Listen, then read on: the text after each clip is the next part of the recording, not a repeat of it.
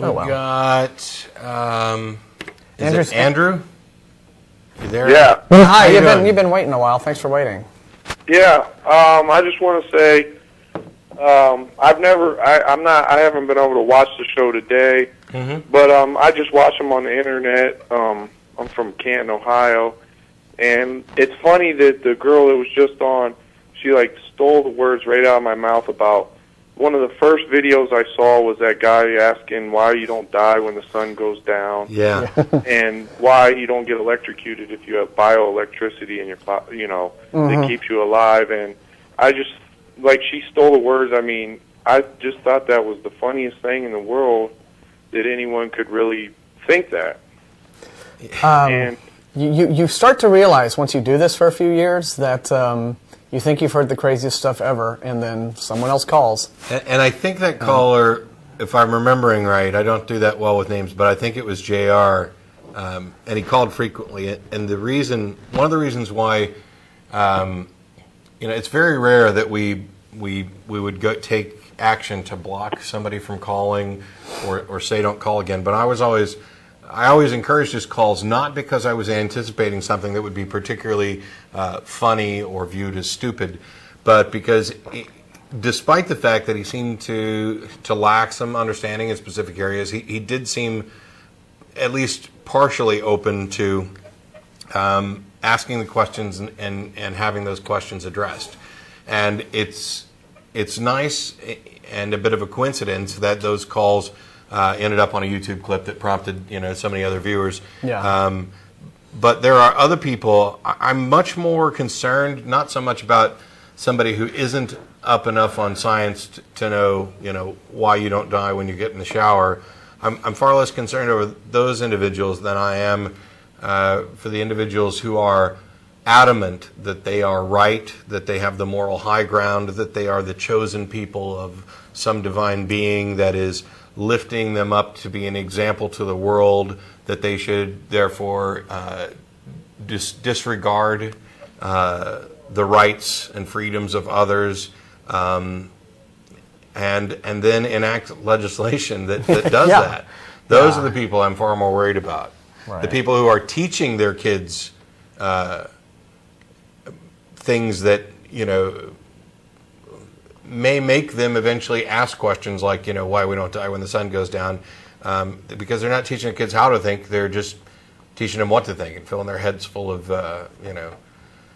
there's a magical being in the sky who loves you.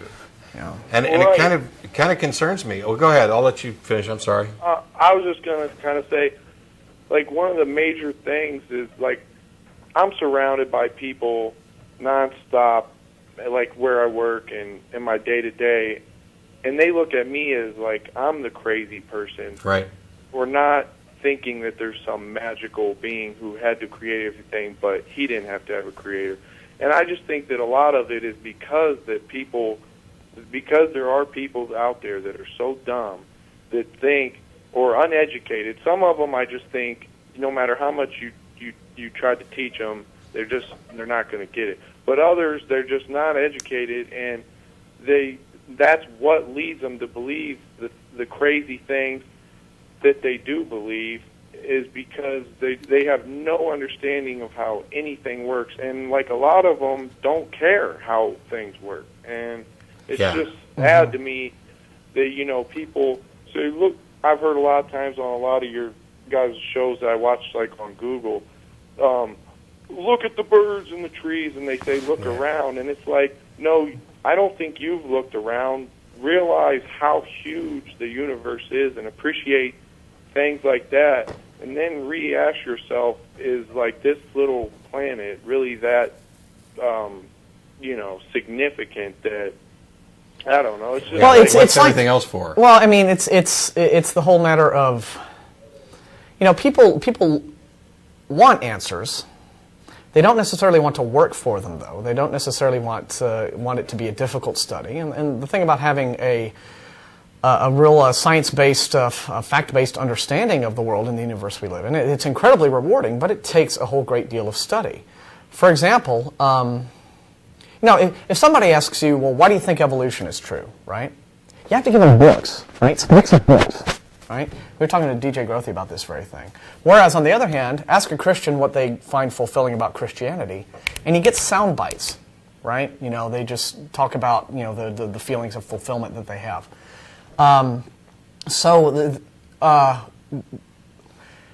When people look for some sort of meaning and understanding in the universe, they're, you know, what religion hands you is this convenient packaged set of answers that, in addition to being fairly easy to grasp, well, there's a God and he did all this, and it's also, it's a way that people can project themselves onto the universe, right? God is essentially an idealized human self-image, right? It's this sort of image of perfection that people want to aspire to, want to believe that they really, really are deep down inside, and they want to project that onto the universe.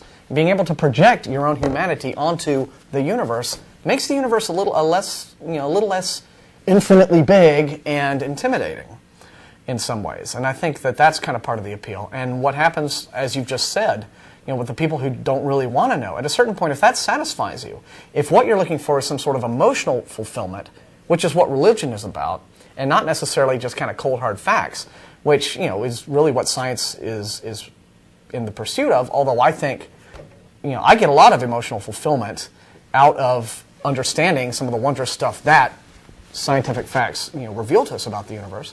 But still, if what you're just looking for are those sound bites, those simple emotional cues, well, then projecting yourself upon the universe and having something that validates that process for you is really valuable to people. And at a certain point, yeah, you do tend to talk to, if we often talk to very fundamentalist creationists, people of that sort, and one thing you find about them is a lot of them are extremely intellectually incurious about the world. It's not just ignorance. I mean, ignorance is curable. Yeah. But voluntary, willful, taking pride in your ignorance, that's not necessarily as easy to cure. Yeah. And this idea that, you know, reason is a bad thing and faith is a good thing. Yeah, or it's just sort of like, well, you know, I've got the answers that I want. Yeah. So, yeah, I mean, I could really study how, you know, what's really up with the bacterial flagellum and understand, you know, from a scientific standpoint, what a fantastic, you know, bit of machinery that is, and how it evolved to be what it was. Yeah, or you know, but that would take a lot of work, and so I can just, you know, accept the, you know, the religious answer, and have that sense of fulfillment and simply not care about the other. And that, to me, is the tragedy. When you get to the point where people have become so wrapped up in the religious ideology that they really don't, you know, they just don't care anymore. They're satisfied. But what they're satisfied with is something so small. When what science reveals is, you can't really measure it. You know. But they just want to project themselves onto the universe. That's what religion lets them do. Because that's comfortable. Then everything, there's not as many strange things. Yeah. There's, you know, we are generally uncomfortable with the idea of not knowing, and quite frankly, one of the things that I found surprisingly fulfilling about a life free of superstition and religious belief is that I had to come to the recognition that there are things that I'm not going to get the answers to, and I need to, you know, come to grips with that, with that reality. But that's tempered by the fact that we have the ability and are permitted by our intellect to actually pursue answers to questions and see exactly, you know, what we can determine. Yeah, me too. I mean, like, kind of touching on that, I kind of I know that, you know, in my lifetime, you know, there'll still be a lot of unfulfilled answers, but like you said, I can kind of I'm just so glad that, you know, we have the ability to even ask those answers, right, let alone come up with answers to them. But I wish I was, you know, sometimes I wish I was in Austin in that area, because I'd like to talk. I wish there was a group of people like you guys that was around to talk to, because, I mean, I don't know, like, I just sit there. It's like almost like church for me. I go down and I'll watch 4 or 5 hours of them shows in a row. It's odd that you should mention that, because we actually have somebody visiting today from Kansas who was in a situation similar to you, and he created the Atheist Community of Topeka. We get questions all the time about, hey, is there a group in my area, or I wish there was a group like yours in my area. Maybe there is. Maybe there isn't. There are some. We're trying to put together some resources at different online sites like Iron Chariots. We'd put a call out for people to post their groups up.